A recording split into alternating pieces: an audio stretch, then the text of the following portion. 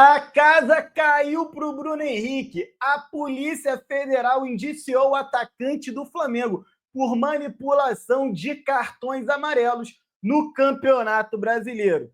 A gente que não nasceu ontem, e você que está mais careca do que eu de saber que o time da Gávea é cheio de casinhos de corrupção, haja vista jogadores com histórico como Paquetá e tantos outros, a gente sabe que se a Polícia Federal quiser investigar um tantinho só, não vai sobrar um lá no time da Gávea. Quem sabe até alguns campeonatos aí que eles ganharam vão ser anulados no futuro na justiça desportiva. Vamos falar, é claro, de Botafogo e São Paulo, essa quarta rodada do Campeonato Brasileiro, que se iniciou ontem, numa derrota que deixou o Vasco sem chão. Foram dois. Eu disse, 2 gols do Pedro Raul, que saiu escorraçado de São Januário. E ontem teve a lei do ex, com cereja no bolo e tudo mais. Se você não me conhece, meu nome é Manuel Thiago, eu estou aqui todos os dias trazendo três conteúdos para você ficar por dentro de absolutamente tudo do futebol brasileiro e, claro, sobre o Botafogo de futebol e regata. Se você ainda não segue o canal do Manel, já somos mais de 160 mil apaixonados pelo Botafogo, seguindo o canal do Manel em todas as redes. Portanto, venha fazer parte dessa nossa família e, claro, larga o dedão no like para você me ajudar a doutrinar esse algoritmo, a distribuir os conteúdos do canal do Manel para cada vez mais irmãos de camisa botafoguense. Eu vou até me dar liberdade de compartilhar a tela com você, porque não é todo dia que a gente vê o Grupo Globo sangrando por dentro, colocando uma manchete tão maravilhosa como essa. Bruno Henrique do Flamengo é indiciado pela Polícia Federal por forçar cartão e beneficiar apostadores. Atacante é suspeito de manipular lance em jogo contra o Santos. Em 2023, 9 apostadores, entre eles parentes do atleta, tinham conhecimento. A matéria é assinada pelo jornalista Leonardo Lourenço. Deixa eu ver se os prints estão aqui, porque o que interessa mesmo são os prints, né? Os prints estão numa outra matéria, a gente cai aqui para o lado, escorrega para essa matéria. Ó, saiu ontem até o William Bonner no Jornal Nacional, falou sobre esse negócio aqui. Contra o Santos, entre aspas, né? Veja as mensagens de Bruno Henrique do Flamengo que fazem parte do relatório da Polícia Federal. Olha aqui, ó. Olha isso, vem comigo, ó.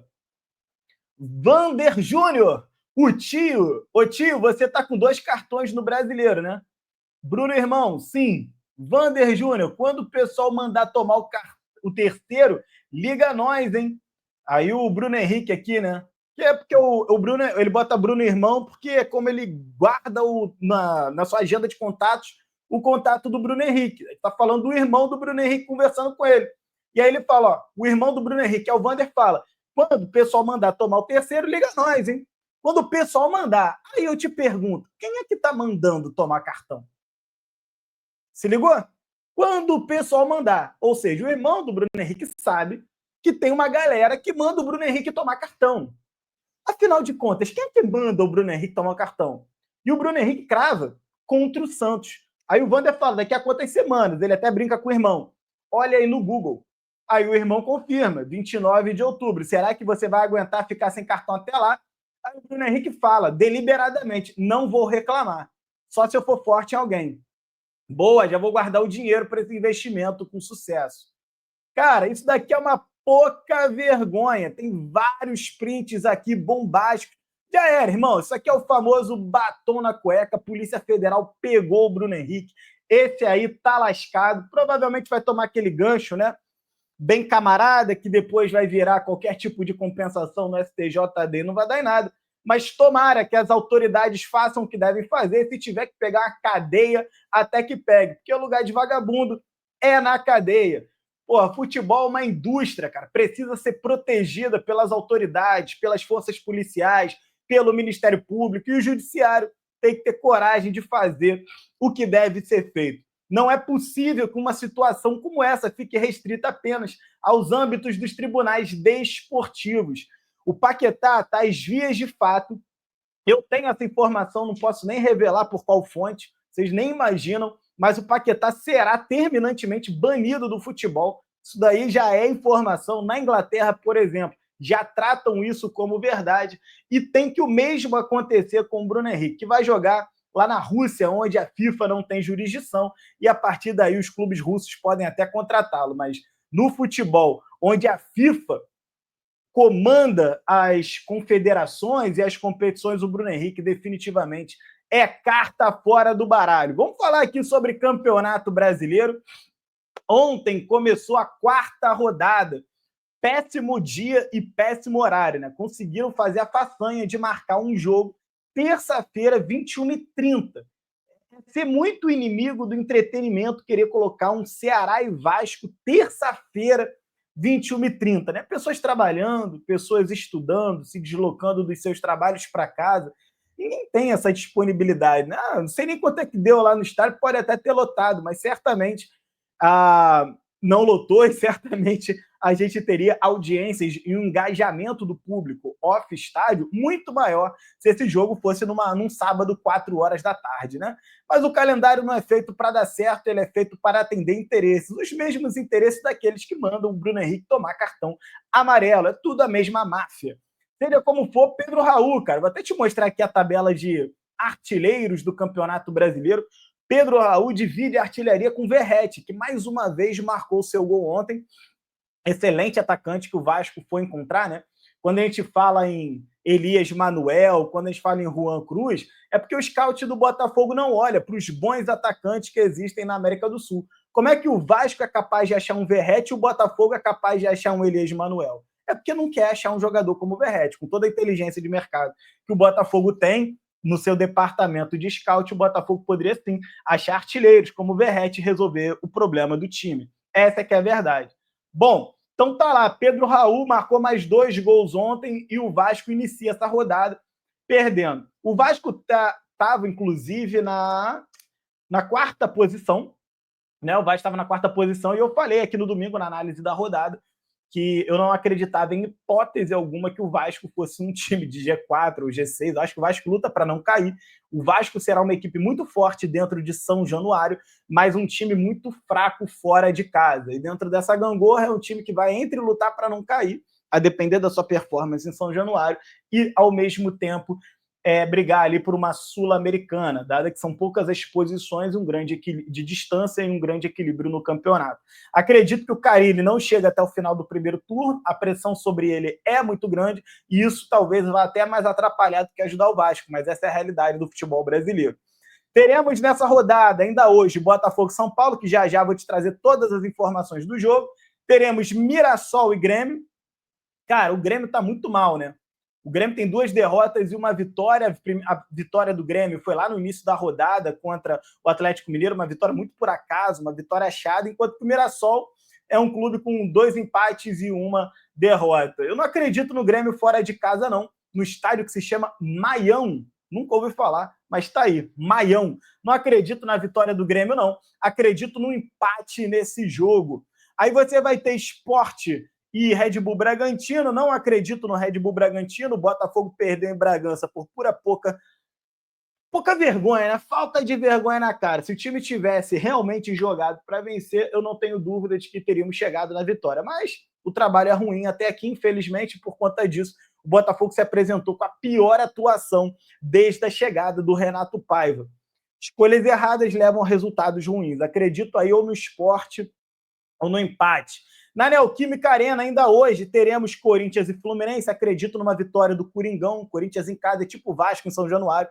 Por pior que seja o time, os caras sempre vencem, é impressionante. E o Fluminense ainda não está essa Coca-Cola toda, né? Acho que o Renato Gaúcho vai conhecer a sua primeira derrota hoje. Internacional e Palmeiras. Acredito que o Inter vença do Palmeiras. O Inter dentro de casa é muito forte. Flamengo e Juventude no Maracanã, cara, é capaz até de ter um placar elástico a favor do Flamengo. Espero que o Bruno Henrique jogue, né, para depois do Flamengo perder pontos e a gente ver o inferno se instaurar. Santos e Atlético Mineiro, acredito numa vitória do Galo. Santos luta para não cair, ele que já se encontra na zona de rebaixamento. O Neymar e nada é a mesma coisa. O Neymar não está jogando futebol, o Neymar está brincando de qualquer outra coisa que não seja jogar futebol profissional. E o time do Santos, agora que perdeu o Caixinha e o Neymar que está ali passeando, fazendo nada, não vai conseguir ganhar da boa equipe do Atlético Mineiro, que a tendência é acelerar ao longo da temporada, sob o comando do Cuca. Vitória no Barradão contra o bom Fortaleza. Acredito numa vitória do Fortaleza fora de casa, clássico nordestino. Sempre tem um componente a mais para os dois lados, mas acredito numa vitória do Fortaleza. Pode ser que seja um empate, mas acredito numa vitória do Fortaleza. Então veja que essa quarta rodada começou na terça e termina amanhã. Né? Hoje tem o grosso dos jogos, né? Teve um jogo ontem, vai ter um jogo na quinta e tudo hoje. E amanhã, na quinta-feira, dia 17/4, teremos Cruzeiro e Bahia. O Bahia que vem decepcionando com 3 empates. O Cruzeiro igualmente decepcionando. Assim como o Botafogo, o Cruzeiro tem 1 vitória, 1 empate e 1 derrota. Eu acredito no empate entre Cruzeiro e Bahia. Show de bola, meus amigos? Dito isso, vamos cair para dentro das notícias de Botafogo e São Paulo e Botafogo.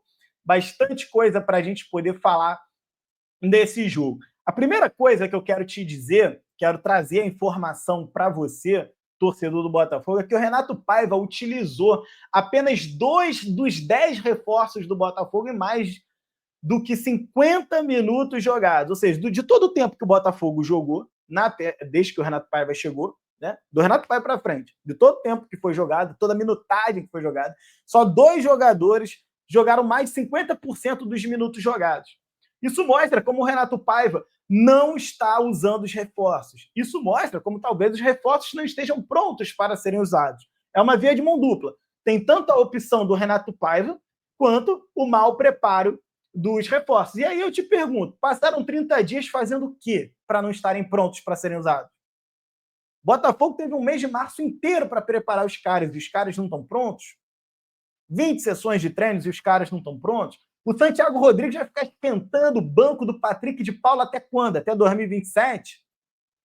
Quer dizer, isso aqui tudo é uma grande palhaçada, né, gente? Pelo amor de Deus, não tem como tratar isso de outra forma. Tem que ser duro mesmo. Jair foi utilizado em 450 minutos. Por quê? Porque o Bastos se machucou. Jair, que veio para ser reserva, teve que assumir de imediato a titularidade. O Arthur, na ponta direita, 359 minutos jogados pelo Botafogo. E aí você encontra o Santiago Rodrigues com apenas 210 minutos, quer dizer, pouco mais do que os 180 de 2 jogos, né? Então, é muito pouco.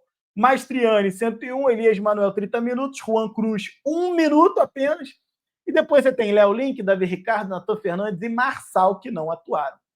Olha, você olha para essa lista de nomes, né? Marçal, Natan Fernandes, Davi Ricardo, Léo Link, Juan Cruz, Elias Manuel, Mastriani, Santi Rodrigues, Arthur e Jair, são 10 reforços. E ao todo, beiramos os 500 milhões de reais gastos. E é incrível, você olha para esses nomes e você não consegue encontrar um jogador que te encha de expectativa para, nossa, hora que esse cara entrar no time. Não, infelizmente não. O Santi Rodrigues guardava um pouco dessa expectativa, e na opinião de muitos ainda guarda, era a minha opinião como torcedor, ainda guardo essa expectativa de que o Santos Rodrigues vai poder brilhar no Botafogo, porém, da forma como o Renato Paiva está fazendo, certamente ele não irá brilhar. Por quê? Porque jogador, para ter ritmo de jogo, precisa estar em campo jogando. E o Santiago Rodrigues não consegue estar em campo jogando, seja por culpa própria, seja por culpa do Renato Paiva. Eu acho que é mais por culpa do Renato Paiva. Porque ritmo de jogo se ganha jogando. Thiago Almada, quando chegou, nem férias teve. Luiz Henrique, quando chegou, nem férias teve. Foram jogados aos leões. 10 partidas consecutivas, pegaram ritmo de jogo, ganharam tudo. E o Santiago Rodrigues fica ali, esquentando o banco do Patrick de Paula. Enquanto isso, uma outra informação que eu tenho para te dar é sobre o Savarino.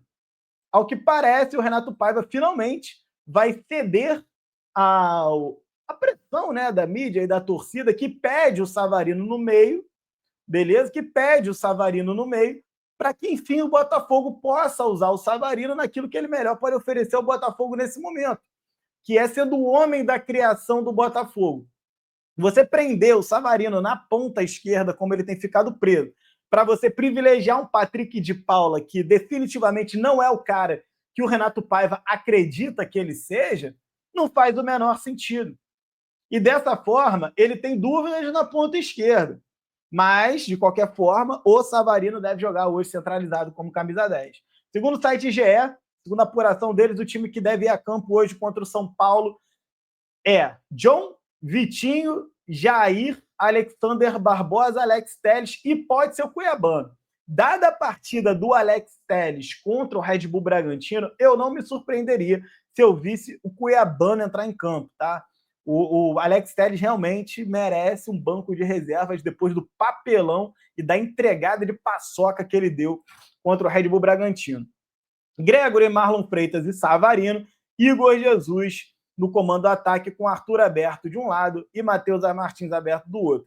Aí eles botam entre parênteses aqui o Santiago Rodrigues. Eu acho um erro botar o Matheus Martins, beleza? Acho um erro colocar o Matheus Martins. Nada contra o Matheus Martins, acho que a gente tem que ter muita paciência, jogador jovem, mas quem custou 18 milhões de dólares tem que ir para campo ganhar ritmo de jogo. Eu entraria com Santiago Rodrigues e no segundo tempo, caso seja necessário, aí sim lançar mão do Matheus Martins.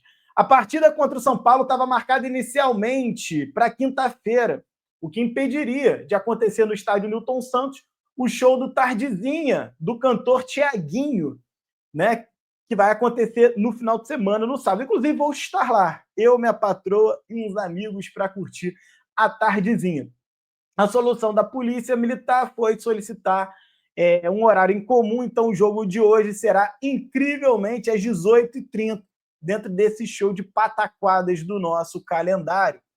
Tá certo, né? O Botafogo precisa faturar. O que a gente vai fazer, né? Botafogo tem alguns desfalques para esse jogo. Tem Bastos, Danilo Barbosa e Natan Fernandes, como você já sabe.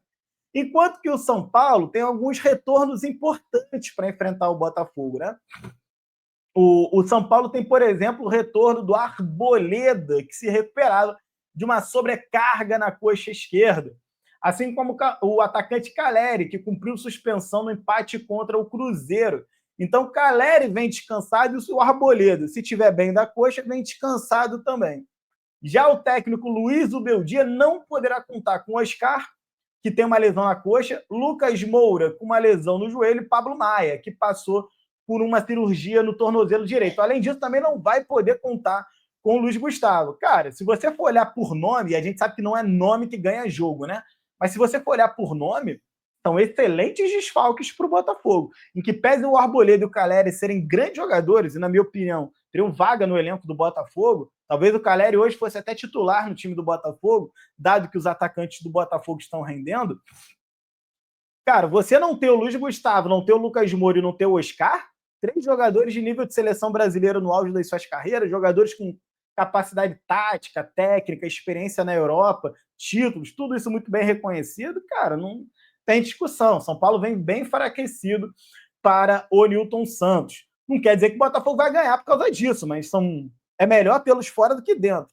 O São Paulo vem para campo com Rafael no gol, Ferrarese, Arboleda, Alan Franco e Enzo Dias, Alisson, Marco Antônio na volância, Luciano no comando do meio-campo, e aí você vai ter Ferreirinha de um lado, Lucas Ferreira do outro, e Caleri no comando do ataque. Tomara que o Renato Paiva consiga fazer esse time jogar hoje, que não seja com 3 volantes, que seja com o Savarino centralizado, que o Savarino faça uma boa partida, estamos rezando por isso.